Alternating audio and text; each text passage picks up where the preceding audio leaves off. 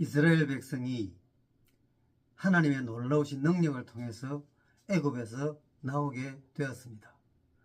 그 흥분과 감격은 말로 표현할 수 없을 정도였을 것입니다. 얼마나 자신들과 애굽 백성들이 하나님 앞에서 다른지를 그들의 눈앞에서 보았기 때문입니다. 그리고 자신들이 하나님의 백성이라는 것이 얼마나 자랑스럽고 또 다행스러웠는지를 생각을 했을 것입니다. 애굽은 완전히 망했고 자신들은 뚜렷한 승리를 거두었습니다. 하지만 그들의 감격과 흥분은 오래가지 못했습니다. 홍해를 마주하게 될 때 그 감격과 흥분은 사라지고 없었습니다. 홍해를 마주했을 때 바로의 군대가 추격을 해왔기 때문입니다. 이게 무슨 일일까요? 왜 하나님께서는 애굽에서 내보내신 다음에 또 바로의 군대가 추격해 오도록 이렇게 보고 계시는 것은 무슨 뜻이겠습니까? 이스라엘 백성들은 이해할 수가 없었습니다. 왜 이런 일이 생기는지 그들은 낙심하고 좌절하고 또 괴로워하고 그래서 울고불고 큰 소동에 휩싸였습니다. 왜 바로의 군대가 추격해 왔을까요? 이 바로의 군대의 추격은 오늘을 살아가는 우리에게도 늘 문제로 등장하는 그런 것입니다. 우리는 신앙생활 하면서 일어나면 안 되는 일을 이렇게 정리를 하고 살아갑니다. 나쁜 일, 괴로운 일, 슬픈 일, 또 어려운 일은 일어나지 않기를 바라는 것입니다. 그래서 왜 이런 슬픔이 내게 찾아왔는지, 왜 이런 고통이 내게 찾아왔는지, 또 왜 내게는 이런 아픔이 계속되는지, 이런 주제들에 대해서 우리 그리스도인들이 참 예민한 것이 사실입니다. 이스라엘 백성들에게 닥친 그 바로의 군대의 추격, 우리들의 삶에 일어나는 이런 아픔과 또 고통과 어려움, 이런 것들이 왜 일어나게 되는지. 자, 그런데 하나님께서 모세를 통해서 주신 말씀이 출애굽기 14장 13절에 있습니다. 너희는 두려워하지 말고 가만히 서서 여호와께서 오늘 너희를 위하여 행하시는 구원을 보라, 이렇게 말씀하셨습니다. 이 말씀은 세 가지입니다. 하나님께서 주시는 말씀의 내용이 세 가지인데, 첫째는 두려워하지 말라는 것입니다. 지금 두려워하지 않을 수 있습니까? 두려워하지 않을 수 없죠. 두려워할 수밖에 없는 상황인데 하나님께서는 두려워하지 말라고 하시는 것입니다. 그럼 이 두려움이라는 걸 생각해 보면 왜 두렵습니까? 이스라엘 백성들이 생각할 때 두려움은 바로의 군대가 추격하기 때문에 두려운 거죠. 오늘 우리들이 일상을 살아가면서도 두려운 것은 문제가 어렵고 형편이 어렵기 때문에 두려운 것입니다. 그런데 하나님께서 두려워하지 말라고 하시는 것은 뭐냐? 하나님께서 보실 때 두려움이란 이스라엘 백성의 마음에 하나님이 제외된 상황이 두려움 그 자체입니다. 오늘 우리들이 일상을 살아가면서도 하나님을 제외하고 뭘 생각하고 하나님을 제외하고 어떤 일을 하게 되면 그 자체가 두려움입니다. 근심, 걱정이 꼬리에 꼬리를 물고 일어나는 것입니다.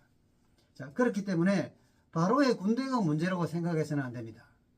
내 마음에 하나님이 계시지 않은 것이 문제인 것이고 내 삶에 하나님이 계시지 않음으로써 두려움이 생긴다는 것을 알아야 됩니다. 하나님의 말씀, 하나님의 능력을 신뢰해야 되지만 그런 것을 잘 하지 않을 때 두려움은 급격히 우리 삶에서 커지게 되는 것입니다. 그래서 하나님께서는 두려워하지 말라, 그 말씀은 곧 나를 너희들의 마음의 중심에 두라, 그런 하나님의 명령인 것입니다. 두 번째로 하라는 것이 뭐냐면 가만히 서 있으라고 합니다. 가만히 서 있는 것은 두려움이 정리된 상태입니다. 즉 가만히 서 있으려면 막 우왕좌왕하고 막 왔다 갔다 하고 막 좌절하고 이런 것이 아닌, 가만히 서 있으려면 두려움이 정리가 되어야 됩니다. 두려우면 가만히 서 있지 못하거든요. 두려움이 정리되려면 어떻게 해야 됩니까? 하나님이 그들 중심에 모셔져야 됩니다. 그러니까 하나님을 중심에 모신 채로 그 상황을 맞이하라는 뜻이 가만히 서서라는 말씀인 것입니다. 시편 23편에 보면 다윗이 이렇게 고백을 합니다. 내가 사망의 음침한 골짜기로 다닐지라도 해를 두려워하지 않을 것은. 사망의 음침한 골짜기는 죽음이 늘 다윗의 주변에 있습니다. 죽을 수밖에 없는 그런 상황이 많이 다가오는데 그러나 다윗은 두려워하지 않습니다. 왜 그런 상황에서 두려워하지 않을까요? 무슨 자신감입니까? 하나님이 중심에 계시고 하나님을 중심에 모실 때 두려움은 발생하지 않습니다. 그래서 이렇게 말씀합니다. 내가 사망의 음침한 골짜기로 다닐지라도 해를 두려워하지 않을 것은 주께서 나와 함께 하심이라. 이유가 그거죠. 사망의 음침한 골짜기 별것 아니야가 아닙니다. 별것입니다. 그러나 주께서 나와 함께 계시기 때문에 사망의 음침한 골짜기지만 다윗에게는 별것 아닌 것이 되는 것입니다. 주께서 함께 계시기 때문인 거지. 사망의 음침한 골짜기가 별 볼 일 없는 것이 아니라는 것입니다. 자, 그 다음 세 번째로 하나님께서 출애굽기 14장 13절에서 오늘 너희를 위하여 행하시는 구원을 보라 라고 말씀하십니다. 봐야 됩니다. 근데 언제 볼 거냐? 오늘 보라는 것입니다. 이 시간에 하나님께서 너희를 위하여 행하실 구원을 보라는 것입니다. 이것은 두려움이 사라져야 되고 정리가 돼야 되고 그 다음에 가만히 서 있을 수 있어야 됩니다. 가만히 서 있는 것은 하나님께서 그들 중심에 계시는 것입니다. 하나님을 중심에 모실 때 뭐가 보이느냐? 하나님께서 행하시는 구원이 눈에 들어옵니다. 그래서 하나님께서 특별히 오늘이라고 말씀하십니다. 오늘 너희들에게 행할 구원을 보라는 것입니다. 하나님께서는 이스라엘 백성을 애굽에서 인도해 내실 때도 하나님께서는 구원의 역사를 행하셨죠. 하나님께서는 어제도 구원의 역사를 행하셨습니다. 그리고 오늘도 하나님께서는 구원의 역사를 이루시려고 하십니다. 지금 바로의 군대가 추격해 오니까 그냥 절체절명입니다. 백척간도에 서 있습니다. 그러나 하나님께서 행하실 구원을 보는 것은 정말 귀한 일이고 아름다운 일이고 복된 일이고 신나는 일입니다. 이렇게 절체절명의 상황이지만 하나님께서 행하실 구원이 뭘까? 어떨까를 기대하는 것입니다. 그것이 두려워하지 말고 가만히 있어서 오늘 너희들에게 행하실 하나님의 구원을 보라는 것입니다. 확인하라는 것입니다.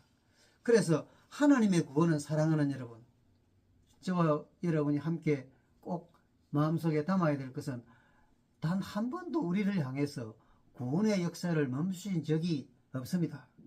하나님의 구원은 그래서 항상 현재 진행형입니다. 그래서 오늘 너희를 위하여 행하시는 하나님의 구원을 보라고 말씀하시는 것입니다. 사랑하는 여러분, 이렇게 바로의 군대가 보일 때 먼저 하나님을 내 마음에 모셨는지를 확인해야 됩니다. 확인하는 것은 뭐냐? 그 다음 말씀, 가만히 서서라는 가만히 설 수 있는 그런 바탕, 가만히 설 수 있는 기초가 뭐냐? 하나님이 내 중심에 계실 때 가만히 설 수 있습니다.